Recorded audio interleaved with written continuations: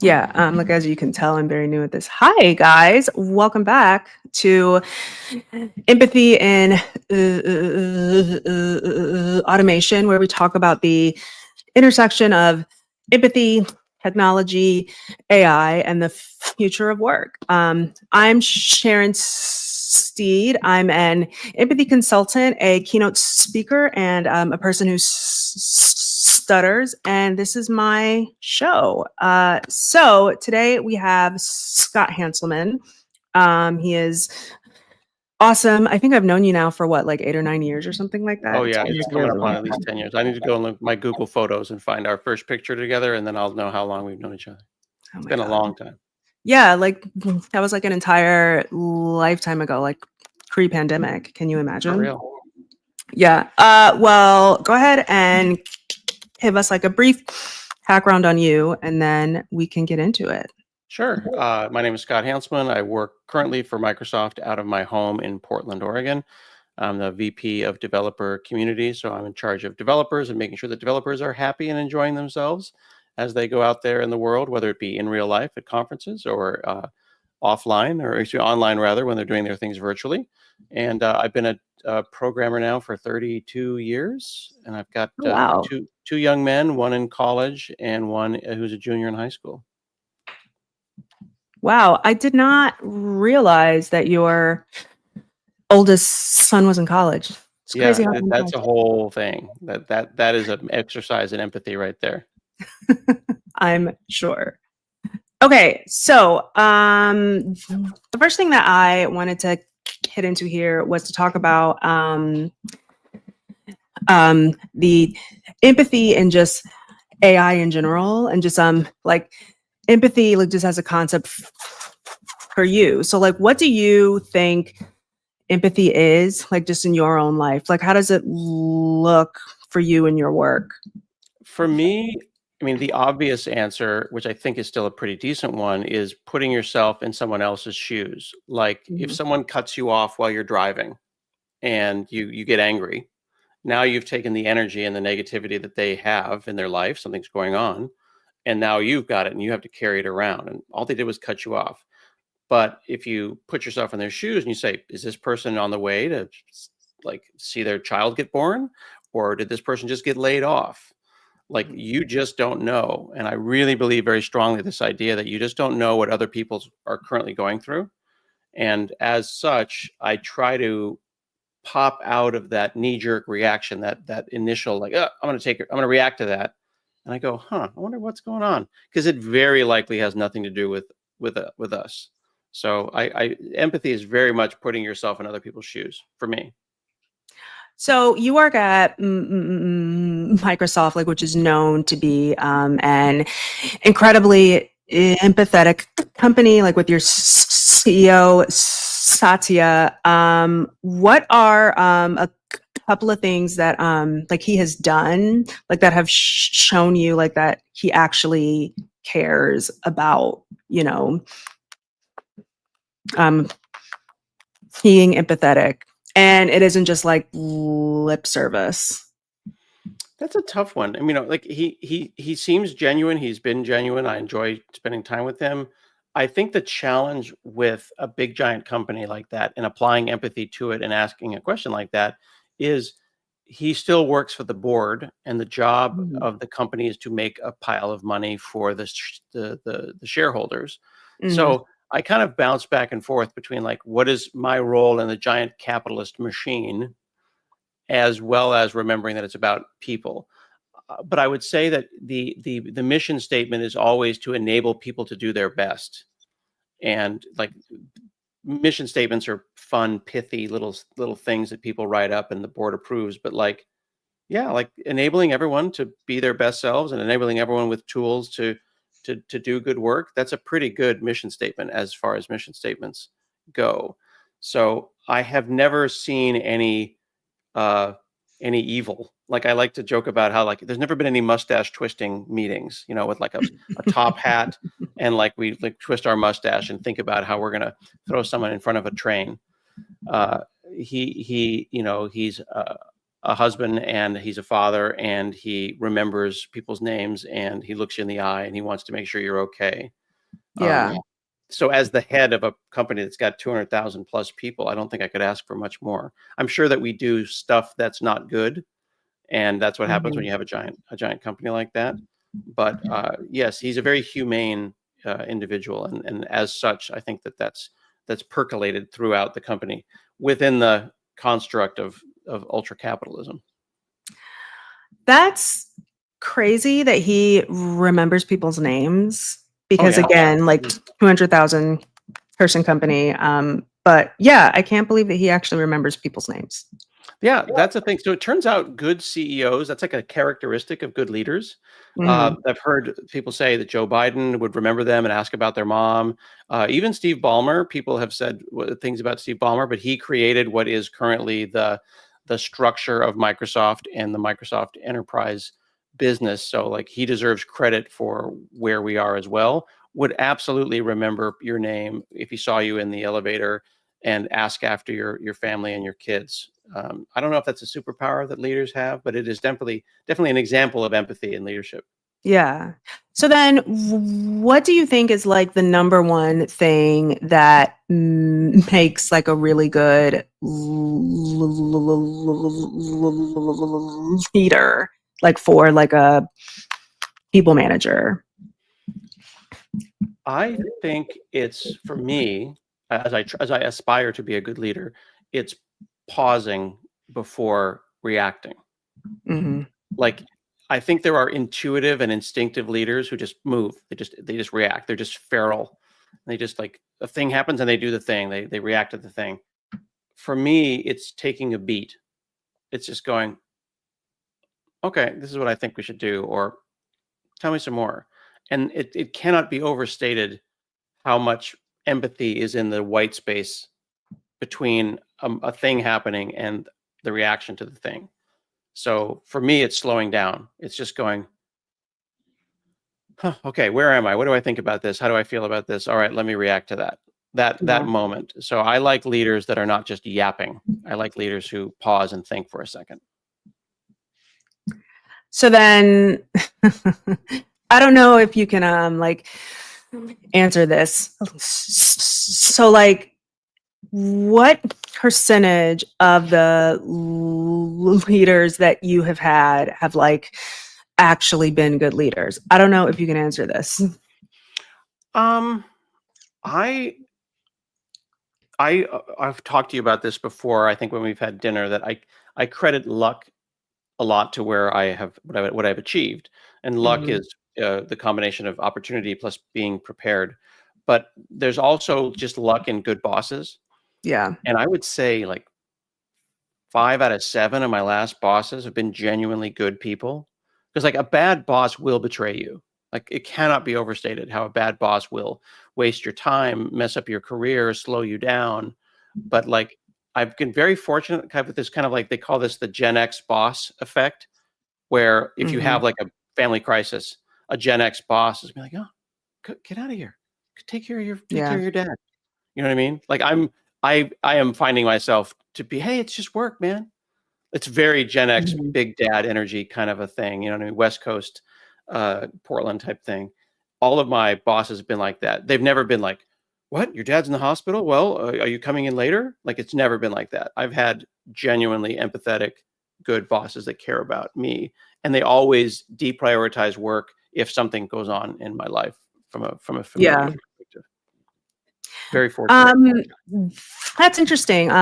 So I think like just in general, and like I know that this is probably going to sound crazy to you, like, but overall, I feel like if you work in like the tech industry, just compared to other industries, it tends to be a little bit more empathetic. Hmm. I had some friends who worked in oil and gas. And one of their coworkers, his wife was giving birth, like to like their first, child. And the boss was like, "Okay, cool. Well, are you going to be able to come in like after the baby's here? Like, so I'm going to see you in like a couple of hours." And I was just like, "Is that Like, what? Like That's his like a wife. comic book villain. That's like Mr. Burns from The Simpsons. That's insane. That is absolutely insane. And I have never heard of that actually happening in tech, right? Like I know of like a lot of the policies like in companies are like you are like forced to take off like a couple of months for, you know, child leave, and like that's not how it is in a lot of uh, of well, I would say several other industries, right? I don't know. So like I have just seen that tech overall, I feel like they are kind of forced to be empathetic though, like because you know, they are fighting over like all of the top talent. And so they have to treat people better in order to keep them in the company, right? Yeah, I think historically that has been true. This tech has been very competitive, and certainly tech people lean a certain way and act a certain way and have certain expectations of quality of their experience and their bosses. That's why you Mhm. get those memes about how lunch is free. Like back in the third or fourth .com bubble, free lunch at Twitter and all that kind of stuff. I think it's unfortunately getting a little cutthroat. I think we are in an empathy lull right now. I think Really? there's AI Mm. there, there's politics, there's social media. I think empathy is a game of Flappy Bird, and I think that we're currently on the downslope, and we need to kick the bird back up again towards one of empathy, because I feel like late stage capitalism is chewing people up right now, and until people can Mhm. afford to buy houses and buy eggs, then it's empathy is at a certain level in Maslow's hierarchy of needs. So Mhm. it's very challenging to be empathetic when you're hungry. So true. It's so true, right? You know, because it's not as important if you can't feed your kids, right? And so like at a Mhm. certain point, like there is chaos if basic humanity Mhm.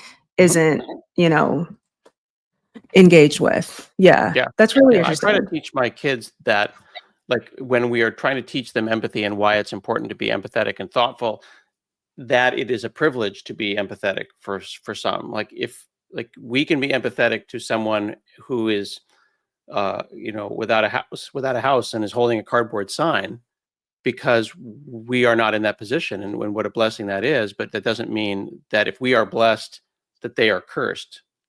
Mhm. Right. So you going like, hey, what happened to that guy? What mistake did he make to be sitting there with a cardboard sign? Well, no, it doesn't work that way. You're here due to the virtue of your birth. You should have Yeah. empathy for that person, because you don't know how they got on the side of the road with the cardboard sign. That is coming from a position of privilege that we're able to do that. And I don't know. I remember being broke, and I remember Mhm. being poor, and I remember, and it's been a long time, but I remember. You know what I mean? Like, I remember having, God, we had scrambled eggs and oranges for dinner. Like that. If you got to that keeps one empathetic. I think as soon as you forget that, when you float away and you get money, and then it's like double meat at Chipotle for the rest of your life, then I don't know what being a billionaire must be like. Double protein every time at I sweet assume there's green. double protein at all meals. But you know what I mean? Like that. What is the moment when people switch off and the empathy turns off and they're like, "You suck," and they start pointing downward? Yeah. I think that this is a good time to sort of bring up the the correctional empathy where you know, we are so I'm always talking to people who are you know, like further on in their careers to like always like be connected to like those people who are like a couple of career levels um below you, right? Because like as you continue to climb the ladder, kind of comparatively to what you were saying about like being poor and then getting money, it's a lot more challenging to remember how that experience was. Right, like it's hard for a vice president to like understand the experience like of like a coordinator or like an analyst or something. And so like I'm constantly talking to leaders about staying connected and staying aware like of the experiences of those who are a few career levels behind them as Mhm. a way to continue to really um, have empathy. Like, Yeah. but you brought up a great point of, you know, we're kind of in a place now where the people who are at the top are commanding it from people who are below them. How do you feel about that? Yeah, the idea that a president like Satya should demand empathy from me due to his position is challenging because when you think about power dynamics and capitalism and the disparate pay structure as it goes up, myself included, the idea that like I should ask an early in career young person, some person who's been out of college for 2 years, who's Hmm. got a couple of years in their career and is like 5 levels below, so you should really cut me some slack here. Like I'm in a very difficult position. I work very hard and I've got a lot of pressure on me. Like I get the reaction to like want to say you should be empathetic, but due to one's position, one has a lot of responsibility. I feel like the Hmm. onus is on the person at the higher position to have the most empathy, which is why I find it difficult. The situation that we're in right now is that I believe in the higher the office, the higher the position, whether it be the Pope to the president, that's where I'm looking for the most empathy. But it feels Yeah. like it's been inverted, and that people are supposed, the poorest among us are supposed to be empathetic for the very difficult work that's happening, at Hmm. the top, which I think is upside down. So then, how do you think we got here, right? Because I have some theories, but I'm not sure when it became okay for people who have all of the power to command that kind of emotional support from a person who has no power. You know what I mean? Like, how Yeah, yeah. did we get here, in your opinion? The number of hundredaires that are defending billionaires is surprising to me, and I think Mhm. it's because there are people who don't have a lot, who feel like they don't have a lot because it was taken from them, or because a system was set up to not give them a lot, so that means that they are also billionaires in their hearts. They're just Mhm. temporarily humiliated billionaires, and, like, if things just went back to the way it was, then everyone could be a billionaire because all I gotta do is work hard, right? I think it's that Yeah. myth of the just work hard and it'll happen. Um, as and we've stopped looking sideways to our neighbors with empathy. I think that the thing that makes me the most sad about where we're at right now is the not wanting other people to win. Like Mhm. literally thinking like I have people who work for me, right? I want every one of them to win. I want them to get promoted. I would love it if they got promoted over me, and then I would work for them. But that idea that like, no, no, no, crabs in a bucket, like I'm gonna just keep pushing the crabs down into the bucket as I climb over the top of them. Because there's a there's this myth of American exceptionalism that implies that anyone else succeeding over me is my own personal failure. So Mhm. that I think is a challenge because we're setting up a system where it's literally winner takes all, Yeah. and that's how you get wealth disparity and stuff like that. And then being asked to be empathetic for the people in that level of power. So I don't know. It's a challenging issue that we're kind of skirting around a little bit, but I want people to win. And I think that there is enough room and space for everyone to win. It does not have to be winner take all. And I hope we get back there soon. Yeah. I agree. So switching gears a little bit, has there ever been a time in your career where empathy has shaped a project or like a team dynamic?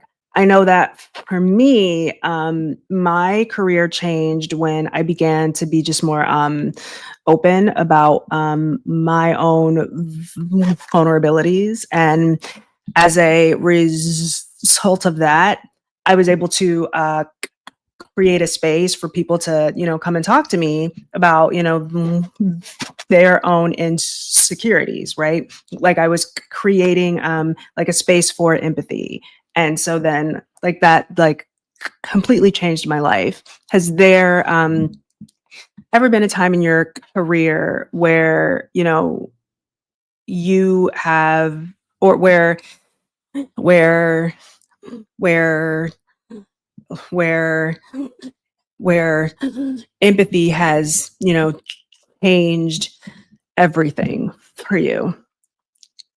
I think I am fortunate in that it has always been at the forefront of how I got started.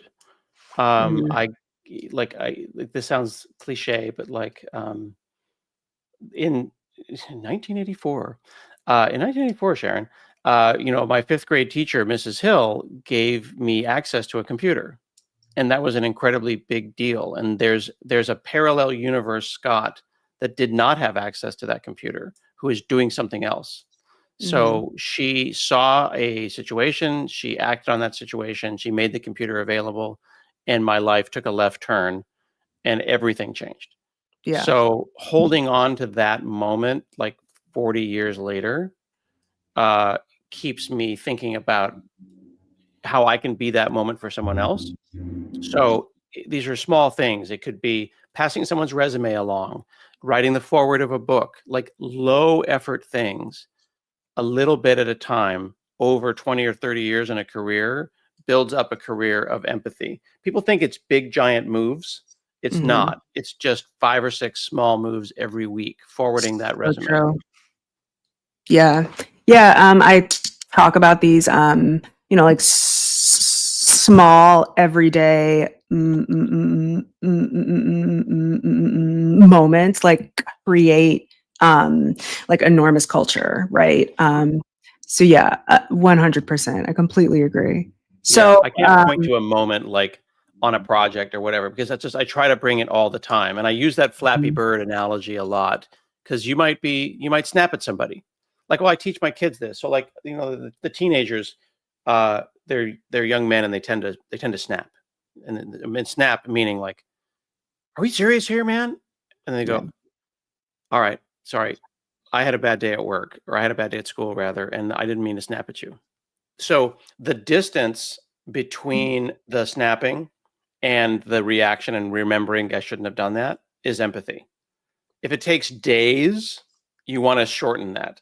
So I'm always Mhm. impressed with my young men when they snap or they do something rude or they say something inappropriate and then they go, that wasn't cool. Because the closer they can get those things to the point where they don't happen, that's where empathy starts getting plugged into their brains. And that is shortening as they get older. Yeah. Yeah.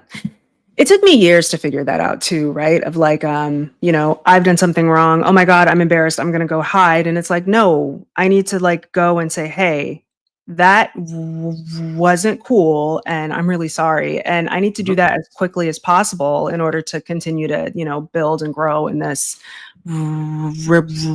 relationship. And so, yeah, I mean, I think that that's really incredible that they are doing that, especially in a time when it feels like that's not valued all that Yeah. much. Yeah. Someone just put a comment on Blue Sky saying that empathy is incredibly challenging when a company's not doing well. So Mhm. keeping empathy when the chips are down is harder than when things are wonderful and easy and going along nicely. And I thought that was a really valid point. Oh, that's awesome. Yeah, I love that. Yeah, I need to check on Blue Sky more. I think I'm enjoying it. It is kind of a little bit like Twitter, but 100%. It's Twitter circa 2008. when it was Yeah, small. and so I feel like this could go terribly wrong, or if I am really focused, I can keep it, like as positive as possible, but it's really hard not to doom scroll on those kinds of platforms. Well, what I'm doing is following the people that I know, right? Mhm. Like you were on my podcast in 2019, as I recall, Yeah. and we've hung out, multiple times and in person, and you've come to speak at Microsoft as well. Yeah. Um, and so I always like to collect people like Pokemon and trade them with my friend, and like got to catch them all. So I don't, it doesn't. It's not about Blue Sky. It's about Mhm. wherever people are. Like we're on LinkedIn right now. You know what I Right. mean? And then you'll make this a podcast, and then we'll be on your podcast. So community doesn't have to be a particular walled garden or a distributed system. I'm on all of them. I'm on Mastodon. I'm on Threads. I'm on Facebook. I just try to be around wherever I can find my people. Mhm. How do you keep up with all of them? Because I have a hard time with that. I think the trick is if you treat them as an inbox that you need to check, then you have to keep up. If you think about it as Mm. a river that's going by and you dip your toes in occasionally, and the river's there whether you're asleep or not asleep, like things are happening. But Yeah. important stuff will reach you multiple times. I don't have to check it. It'll be there. Mhm. Yeah. That is a completely different way of thinking about it. So a thing that I love about like those kinds of platforms is that like I like you were saying like they really do help you to stay connected, right? Mhm. And to create and build and grow communities, like, but they also do go incredibly fast, right? Like things move so quickly, Mhm. especially in a time where things are going really quickly. And so, there is, I feel like, a pressure to like go very fast, like both in, life in general, but also like just in our careers, especially in tech. Like, so how do you balance the sort of reactionary of like I have to go go go go go with slowing down and being empathetic? I think I struggle with that at my company because my company is always like, go, go, go, and move fast and break things and make more money for the business. Like Mhm. I try to be, I don't know, the older I get, the more I'm turning into Jeff Bridges from The Big Lebowski. I'm just like turning into the dude. And I find myself in meetings just being like, can we just pause for just a second? Like, yes, we're moving fast from a day to day or a week to week perspective, but we don't need to Mhm. move fast from a minute to minute perspective. Let's just chill for a second and ask ourselves, is this the thing, this Yeah. decision that we're about to make, whatever it is this the thing we should be doing right now? Mhm. That's, I don't know if that's age or experience or just like impatience with everyone being so impatient, but I just don't feel like there's such a rush because where are we running to? If Yeah. we're not running to a better place where like things are easier, then what are we doing? Like with AI, everyone's like, "Oh yeah, it's going to make you 10x more productive." I don't want to be 10x more productive. I want Fridays off, right? Like everyone's like, "Oh, AI made me so productive." Not what I was looking for. Was looking for 4-day weeks. Yeah. I Okay, think now it I'm 10 also times goes. more productive. I'll be 10 times more. Like how much more being productive do I need to be? Yeah. And like, I think that also goes back to the whole thing about like, we'll give you a free lunch. I don't want a free lunch. I want to go home at 4 and I want to go to my kid's soccer game at 5. Like, I Bingo. See, don't you get want- it. You 100% yeah, get it. that's interesting Yeah. Isn't and it so great? true, right? And So see, I like, can be a pro AI. Like I can be like, yeah, AI is great. Like AI is just, this is the other thing. Like, and I'm becoming the old man who shakes my fist at the cloud. But like, I was here before the iPad. I was here before the internet. Like, I get it. It's a mm, thing that happened. Like, as a general rule, the internet made things better. Social media made things bad. But like, AI could make things better if we like use it to make things better. Mhm. So it's never the tech that's the problem. It's the people wielding the tech and bonking others on the head with it. So, yeah, I was actually having a conversation about this, and I am a little bit paranoid in that I am extremely paranoid about all of the robots like taking over, Mm.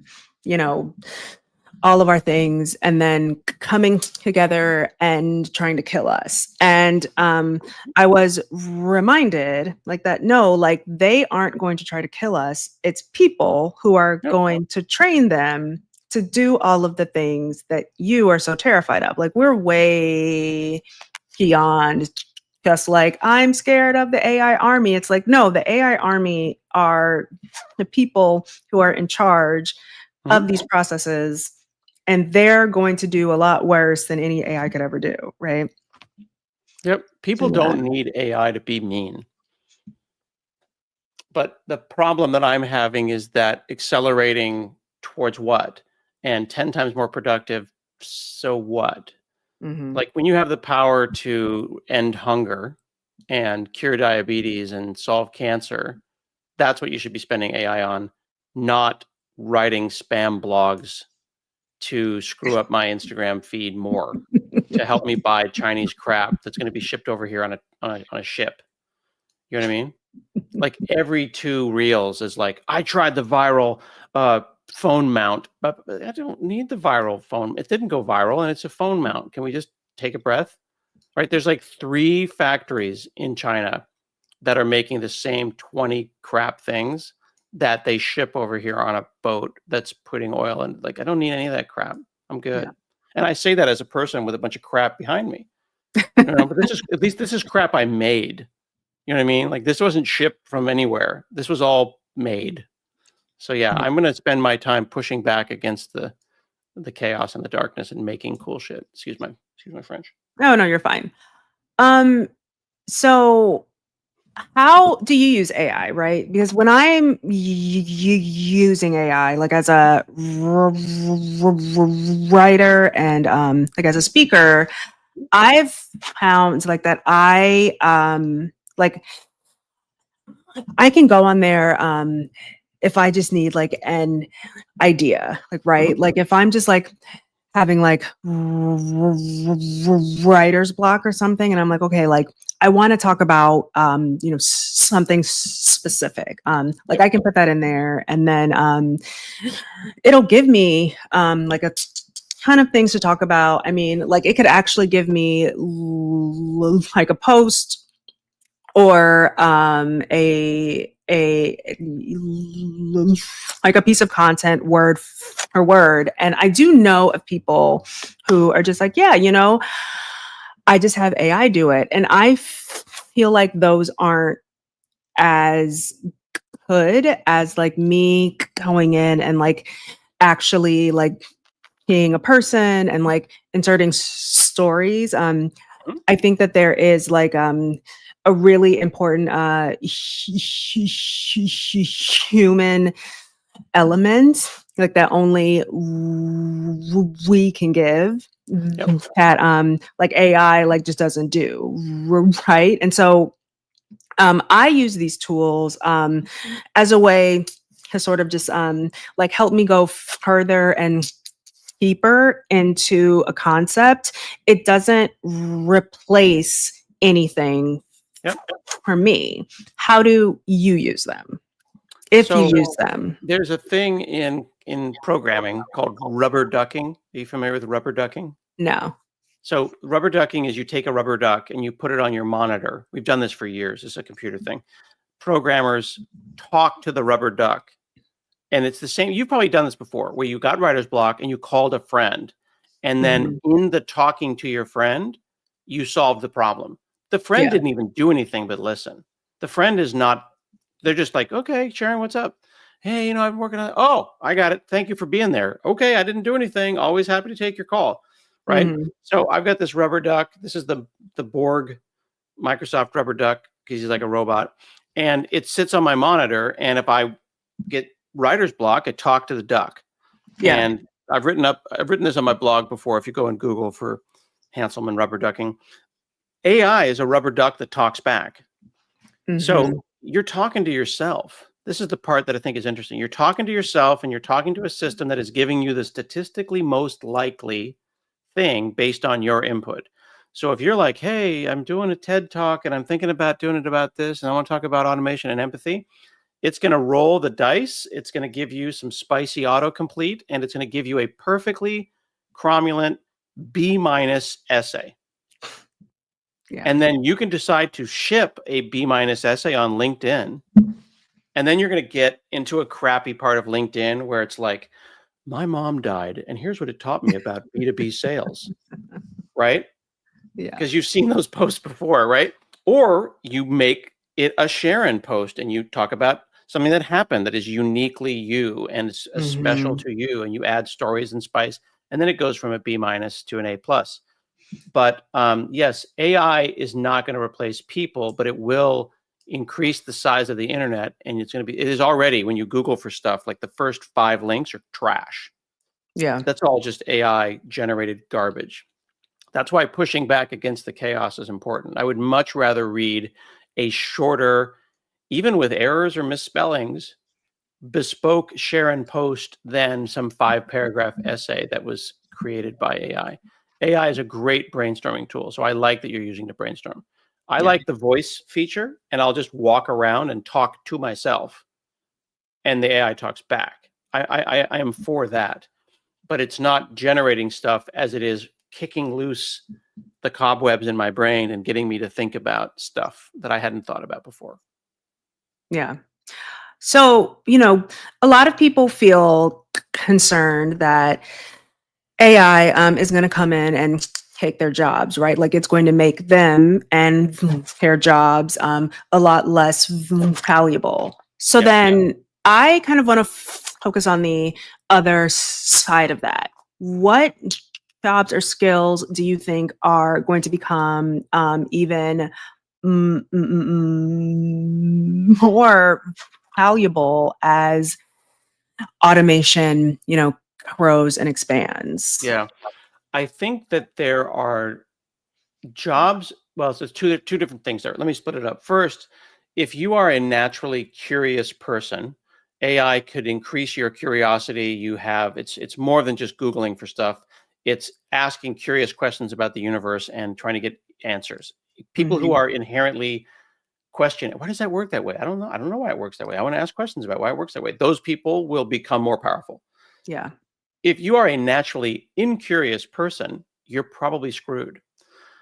Because if you're just going to accept, like if your opinion of doing my own research is finding someone online whose opinion matches mine and going, look, the internet says it's true, the AI is going to generate all kinds of examples and blogs and fake articles that are going to agree with you. And you will find your incurious self being manipulated by the people who control the AI. Mhm. So that's the thing. If you are incurious. Now, if you're in a job where your job is mostly copy pasting URLs from one thing into another thing, then that's probably going to get replaced. And that sucks because that job probably shouldn't have existed. I think the saddest jobs that are probably going to go first are going to be like note takers in meetings and like medical transcriptionists, like Yeah. stuff where people are typing and then typing up notes after a meeting or typing up notes after a doctor, or like maybe court reporter, but hopefully we'll say no and we'll keep court reporters. Like someone could replace, theoretically, like ASL translators, and I would not want that. That doesn't seem like, we need to vote with our feet. We need to Mhm. say no. I don't want that. Yeah. Did you see my TikTok about a different world and how they used AI to upscale a different world? I did see that. Yeah. Like that would be a bad example of AI. Like that don't no thank you, do not want. But the only way we can get rid of that is by pushing back, right? Mhm. So staying curious and focusing on jobs that involve legitimate problem solving and getting humans together to do stuff. Mhm. Like AI is not going to pick berries. AI is not going to make a farm. AI is not going to help us get problems solved. It just is. It's not physical yet. So Hmm. until we have robots picking berries, I think there's definitely work to be done in community organizing and teaching young people and things like that. But Yeah. AI is not going to be the problem. It's going to be unchecked and unregulated AI and capitalism that's going to be the problem. So it is going to change people's roles, right? Like it's not going to take anything away too quickly. I don't think. Like I think we're still No, like a couple of no, iterations away from it, like yeah. completely taking people's jobs, right? So what, like a It just year? depends on what your job is, right? Yeah. Like, I don't think AI is going to nurse people back to health. I don't think AI is going to be Hmm. doing surgery on people anytime soon. I know that programmers are the people who are the most concerned right now.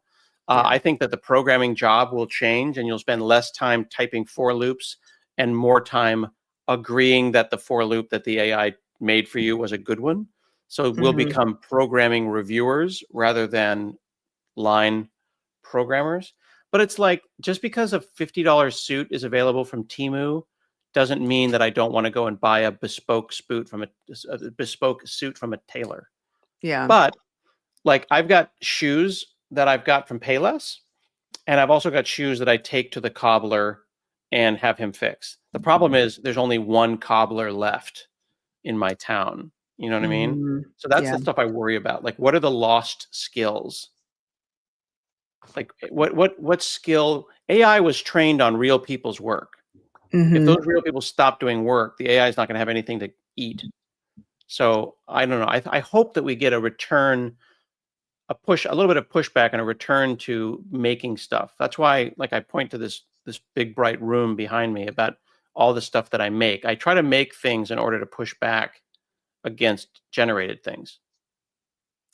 So then how do we empower people, like as their roles change, right? Because automation is here and it's only going to become Yeah, right, just a lot more and more, like as yeah. time goes on. So how do we empower people rather than having them feel obsolete?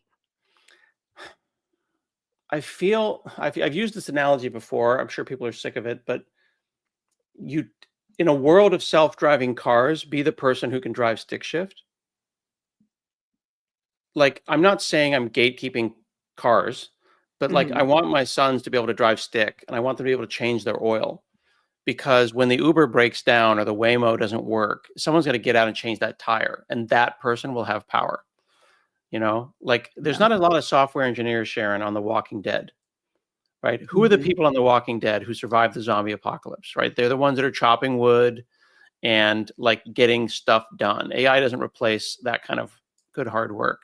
So I encourage people to think about the thing that they're doing that the AI is maybe replacing and go lower underneath and like what's actually happening underneath? Hmm. What is the stick shift in that context? Yeah. But yeah, Another pushing thing, URLs around in Google Docs is a job that is at risk right now. yeah. So then along those lines, like another thing that I'm concerned about is like these teams who are creating these products, right? How do those teams look? Where are those people from? What kind of experiences do they have in life? Because um, people who create the products are going to deeply impact how how we are going to be able to use those products, right? Like I know that for like a very long time there was a problem with the face ID because like it couldn't like tell apart people of different skin tone, right? Oh And yeah, so yeah. like and so I think about like, okay, like who are like on these teams because like their biases are going to be built into the systems as a result of just them like being human, right? So like how can companies ensure that like their automated systems aren't going to reinforce these biases or create some sort of unintended harm. And like, I know that you're going to say that they should hire people of a lot of different cultures and races and everything. But I feel like there has to be a way to have that conversation, Yeah. like that isn't going to make people The so challenge angry and so challenge feral. right now, I did a talk on AI in London a couple of weeks ago, and I was looking at the YouTube video of it, and it was not a controversial or complicated talk. It was about Mhm. AI, and I mentioned bias, and I talked about the math behind the bias. Like, this Mhm. isn't woke, it's not political, it's not left or right, it's the math. Yeah. And the comments are 70% positive, but then every once in a while, someone's just like in the comments going, "Oh, everything was great till I got all political." And I'm What? like it's the math. Yes. And like Yeah. this is statistically why this exists. And there are like when people say that there's not room for ethical questions, like when ethics itself as a practice is devalued, that is Mhm. challenging. So it is it's going to be it's not just hire diverse teams, that is easy and obvious. It's Mhm. more if people do not acknowledge that science is a thing and math and 2 plus 2 is 4 and that's why the AI popped out that answer, then we have like we have less things to agree on, which means that we're scrambling, we're like falling down this cliff and we're scrambling for purchase and I can't find a thing that we can agree on because we Mhm. can't even agree on the sky is blue. And like we're having arguments about whether we went to the moon or whether the earth is flat. We're running out of common ground.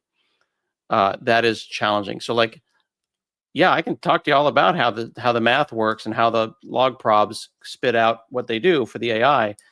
And if you think that's woke, then that's a problem because that's math, and math is not uh, political. I sometimes just wonder, like, how did we get here? Like, how do we get to a point where when we're talking about like science, right? Like basic Yeah, science and basic. systematic devaluation of education as a concept. Yeah. Well, this is depressing because it's only going to get Sorry, I better, mean you right? led me there, but yeah, I mean I it's just did. You were we like right at there. like if you tell someone like how something works and they go, well, it says you. Yeah. Like you can't really argue with says you, right? Like again, this the idea that doing your own research does not like not trusting scientists, like that kind of thing, Mhm. not trusting science. So yeah, AI, I called it earlier, I called it spicy autocomplete, but like it is generative pretext, generative pre-trained transformers, GPTs, pick the next likely statistical word based on what was said before, and they kind of roll the dice, and it's like pachinko, and they're just bouncing around, and or plinko, and they're picking the words, and they're building up sentences, and it feels like a person, it feels Mhm. like reasoning.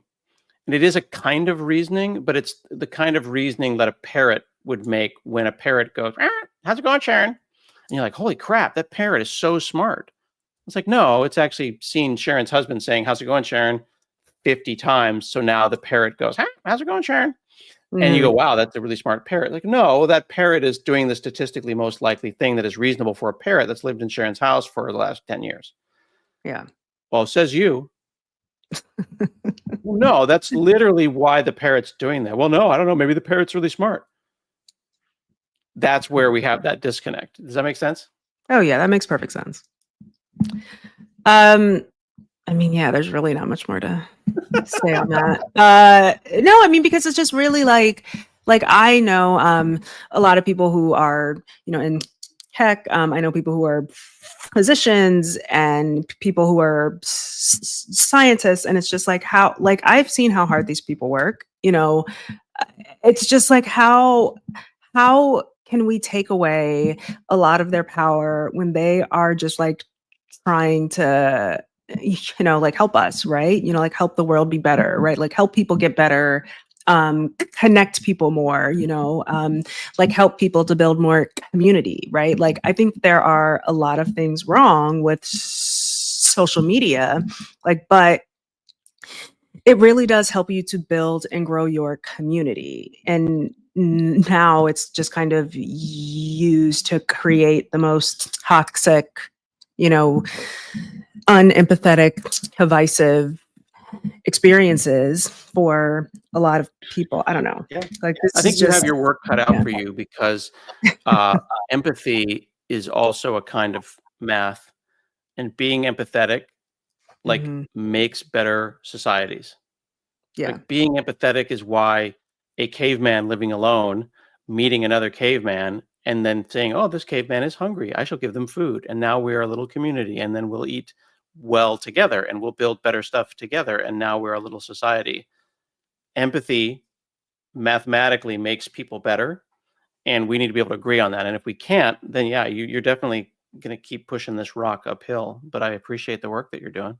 Oh, well, thank you. Yeah, I mean, I have definitely gone through like a few months of like, why does this matter, right? You know, like people like aren't going to hear me, and it's been really challenging. Of just like I don't think people care about people anymore, and look, like I will say like that it is very easy to become apathetic when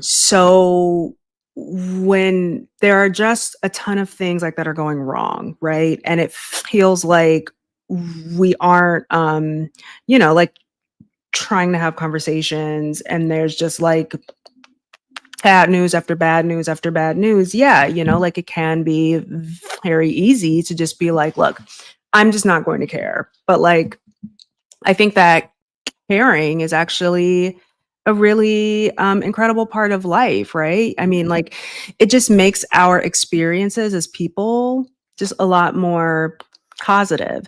Is it going to be harder? Yeah. Like, is it going to be draining? Of course. Like, but when we care about people and we care about things, it's like it feels like the world is going to be brighter, even if it's terrible right now. Yeah, I Does hope that so. make sense? That is the Yeah. goal. I'm gonna. Yeah. I would end on this. I keep coming back to Tiny Captain America in the movie before he got the super soldier serum and he was getting beat up in Brooklyn and he's back in the uh, in the alleyway and he's little Captain America and he's going, I can do this all day. Like even though he was small and even though he was sickly and he hadn't taken the serum yet, he's like, I'm gonna keep doing this all day. So that's where I keep coming back to. You can disagree whether empathy is a valuable skill or not, but that's fine. I can do this all day. I love that. Scott, do you have anything coming up that you wanted to No, talk about or just say or I think promote folks or? can just take a look at hanselman.com, my last name, and you can see where I'm speaking. You can take a look at my podcasts. I've got multiple podcasts right now, including a new one that I just started called Scott and Mark Learn, where you can Oh, learn with my friend Mark and I as we learn new things every week. that's so exciting. Yeah, like I've been doing this now for like a few months, and I totally understand why people have podcasts. They're so Mhm. much fun. Yeah, They are. They are. you get to talk to people and like hang out, and it's amazing. So Well, yeah, remember, don't stop. The world is littered with podcasts with 7 episodes. You got to go. you just got I'm to keep coming up going. on episode 1000, so you got to stick with it. 1,000. Congratulations. That's awesome. Yeah. Yeah. Every Thursday for the last 20 years. 20 years? Hmm. Well, 18 and a half. Okay, I was I'm about to be like, on episode where were 900. podcasts 20 years ago? Let me see. I just recorded episode 991. Exciting. Well, I hope that like everybody goes to listen to your podcast. And yeah, thank you so much. And I will see everybody else next week. Bye.